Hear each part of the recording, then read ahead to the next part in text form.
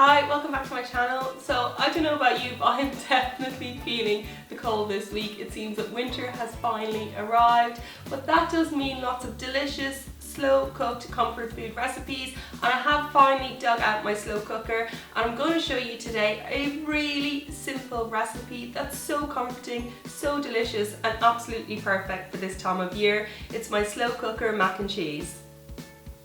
Now the beauty of this recipe is just how easy it is. We all love mac and cheese. It's such a great meal, especially to serve to kids. They seem to love it. But in this case, I'm going to put all the ingredients into the slow cooker and just leave it to cook for a couple of hours. It literally could not get any easier. Okay, so let's get started. So first up, we need some whole milk. I'm going to add that into the slow cooker. We're then going to crack in an egg and also some cream cheese, and we're going to whisk that together just to combine those ingredients a little.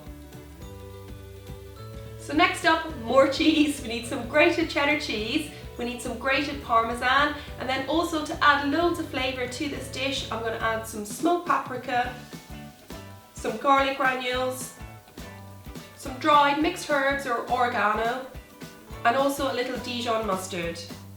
Then using a spoon, just give all that a mix, and then finally we're going to add in our macaroni, or if you don't have macaroni, don't worry, you can use any type of dried pasta.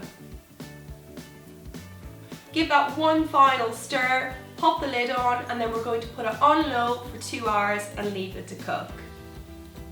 So it really is that simple. We're just going to leave it to cook. I do like to check it a couple of times just to give it a little stir to make sure all the cheese has mixed together really well, but other than that you can just leave it be.